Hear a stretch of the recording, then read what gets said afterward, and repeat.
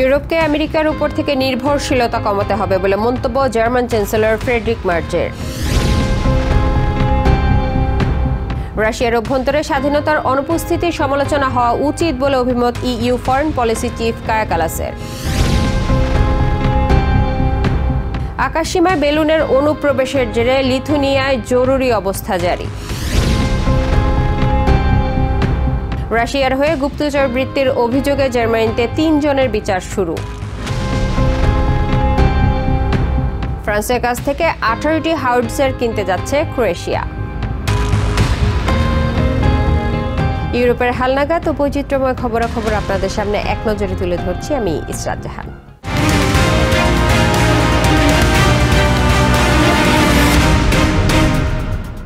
German chancellor Friedrich March বলেছেন, ইউরোপকে আমেরিকার উপর থেকে নির্ভরশীলতা কমাতে হবে। ওয়াশিংটনের নিরাপত্তা কৌশলের প্রতিক্রিয়ায় মঙ্গলবার জার্মানির মিনেট শহরে এক সংবাদ সম্মেলনে মার্চ আরও বলেন, ইউরোপে গণতন্ত্র রক্ষায় ইউরোপিয়ান দেশগুলো নিজেদেরই দায়িত্ব নিতে হবে। তিনি স্পষ্ট করে বলেন, ইউরোপের গণতন্ত্র রক্ষায় সেখানে আমেরিকানদের কোনো দরকার আছে বলে তিনি মনে করেন না।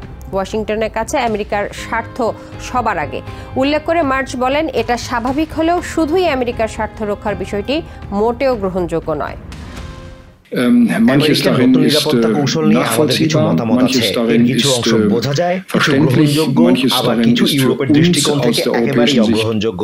আমি মনে করি না যে আমেরিকার এখন ইউরোপে গণতন্ত্র রক্ষার দায়িত্ব নেওয়া দরকার। আমি মনে করি ইউরোপকে আর সেই সঙ্গে জার্মানিকেও নিরাপত্তা নীতির ক্ষেত্রে আমেরিকার উপর নির্ভরশীলতা কমাতে হবে।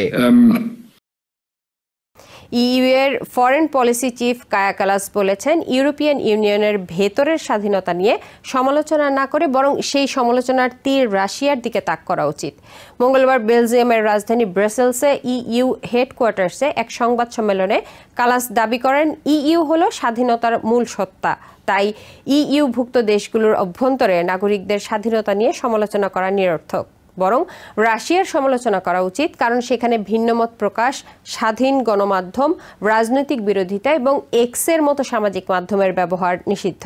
কালাস আরও দাবি করেন, ইইউ জোটভুক্ত হয়ে ২৭টি দেশ স্বেচ্ছায় একসাথে কাজ করার সিদ্ধান্ত নিয়েছে। আরও বেশ কয়েকটি দেশ এই জোটে যোগ দিতে আগ্রহী। এর মাধ্যমেই ইইউর মান ও গুণগত শক্তি প্রকাশ পায় বলেও মনে করেন তিনি। The European Union is the very essence of freedom. Any such criticism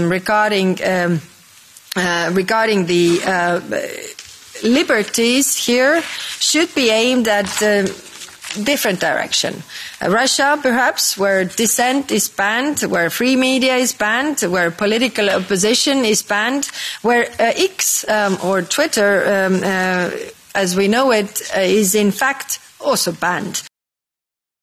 লিথুয়ানিয়ার আবারও আকাশসীমা লঙ্ঘনের অভিযোগ উঠেছে বেলারুশের বিরুদ্ধে। মঙ্গলবার লিথুয়ানিয়ার স্বরাষ্ট্রমন্ত্রী ভ্লাদিস্লাভ কোন্দ্রাতোভিচ উদ্ভূত পরিস্থিতিতে জরুরি অবস্থা ঘোষণা করেছেন। তিনি জানান, অযাচিত বেলুনের অনুপ্রবেশ ঠেকাতে পুলিশ ও বর্ডার গার্ডের পাশাপাশি সেনাবাহিনীর অংশগ্রহণ নিশ্চিতের লক্ষ্যেই এই পদক্ষেপ নিয়েছেন তারা। এদিকে সেনা মোতায়েনের বিষয়ে দেশটির পার্লামেন্টের প্রতি আহ্বান জানালেও এখনও এই বিষয়ে আনুষ্ঠানিক কোনো প্রতিক্রিয়া জানায়নি পার্লামেন্ট।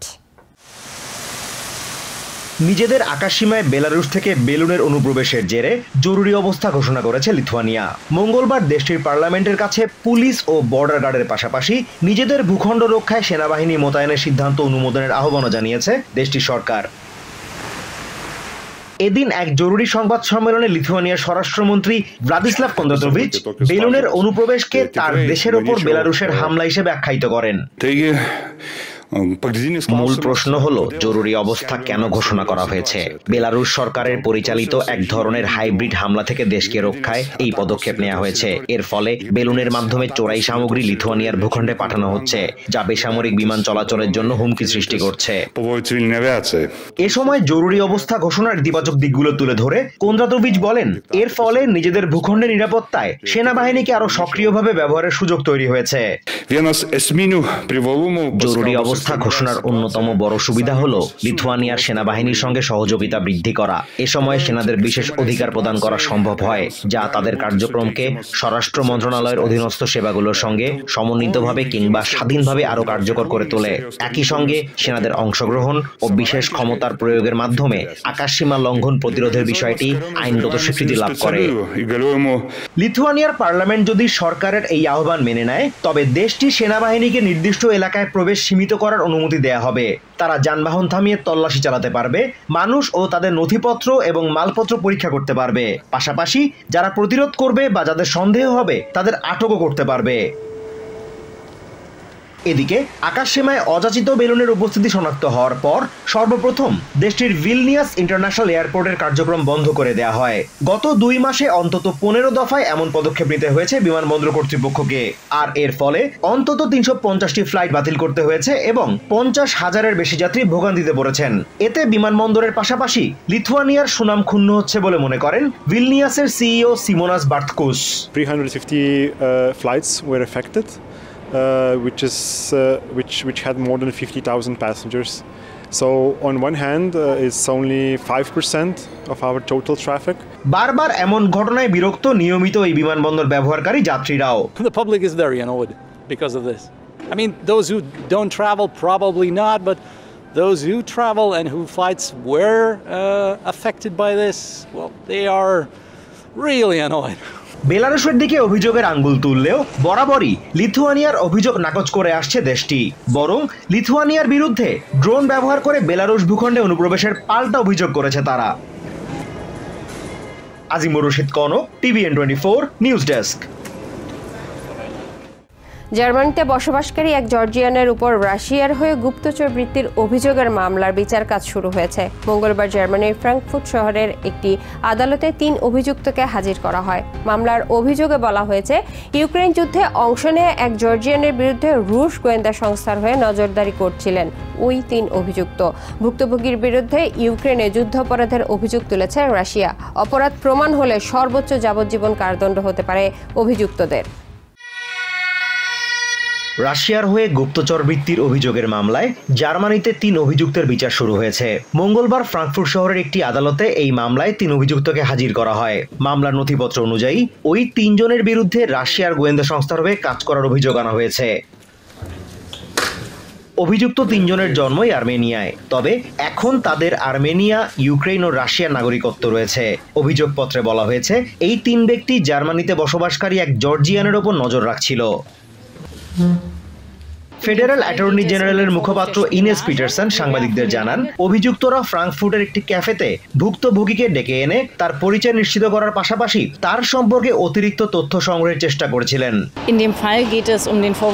এই মামলাটি গুপ্তচর বৃত্তির অভিযোগ নিয়ে। অভিযুক্তরা রাশিয়ার গোয়েন্দা সংস্থার হয়ে জার্মানিতে বসবাসরত এক ব্যক্তির উপর নজরদারি চালিয়েছে বলে অভিযোগ রয়েছে। বলা হচ্ছে, তারা ওই ব্যক্তিকে ফ্রাঙ্কফুর্টের একটি ক্যাফেতে ডেকে এনে তার পরিচয় নিশ্চিত করা এবং আরো তথ্য সংগ্রহের চেষ্টা করেছিল। তিনি আরো জানান, ভুক্তভোগীর বিরুদ্ধে ইউক্রেনে যুদ্ধাপরাধ সংগঠিত করার অভিযোগ করেছে মস্কো। ভুক্তভোগী জর্জিয়ার নাগরিক, যিনি ইউক্রেনের হয়ে যুদ্ধে অংশ নিয়েছিলেন। রাশিয়া তার বিরুদ্ধে ইউক্রেনে যুদ্ধাপরাধে জড়িত থাকার অভিযোগ করেছে। তিনি নিজেই জার্মান পুলিশের সঙ্গে যোগাযোগ করেন এবং জানান যে তিনি সন্দেহ করছেন রাশিয়ার গোয়েন্দা সংস্থা তার উপর নজরদারি চালাচ্ছে। প্রসিকিউটররা দাবি করেছেন, এই অভিযানটি আরো বড় ধরনের পরিকল্পনার অংশ হতে পারে, যার মধ্যে হত্যা চেষ্টার বিষয়টিও যুক্ত থাকতে পারে। 2024 সালের 19 জুন অভিযান চালিয়ে ওই 3 অভিযুক্তকে আটক করে জার্মান পুলিশ। এরপর থেকে নিরাপত্তাজনিত কারণে তাদের হেফাজতে রাখা হয়। অভিযুক্তদের অপরাধ প্রমাণিত হলে সর্বোচ্চ যাবজ্জীবন কারাদণ্ড হতে পারে। Azimur Rashid Kanak, TVN 24 news desk. ফ্রান্সের কাছ থেকে 18টি সিজার সঞ্চালিত হাউটজার কিনতে যাচ্ছে ক্রোয়েশিয়া। সোমবার ক্রোয়েশিয়ার প্রধানমন্ত্রী Andres Plenkovic France সফরকালে president Emmanuel ম্যাক্রোর সাথে বৈঠকে এই সিদ্ধান্ত নেন। বৈঠকের পরপর 2 দেশের মধ্যে এই বিষয়ে একটি চুক্তি স্বাক্ষরিত হয়েছে। হাউটজার কেনা ছাড়াও ফ্রান্সের কাছ থেকে কেনা 12টি রাফাল যুদ্ধবিমান আধুনিকীকরণ এবং 2 দেশের মধ্যে কৌশলগত অংশীদারিত্ব বৃদ্ধির বিষয়ে একটি পরিকল্পনাও স্বাক্ষরিত হয়েছে।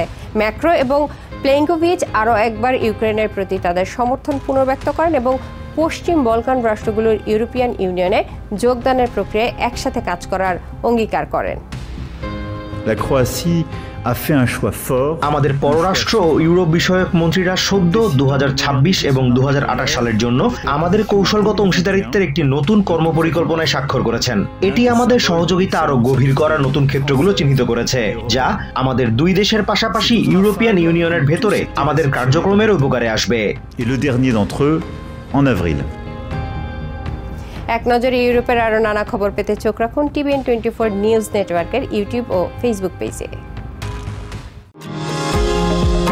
নিউ ইয়র্ক থেকে সম্প্রচারিত টিভিএন 24 টেলিভিশন বিশ্বজুড়ে বাঙালির কণ্ঠস্বর।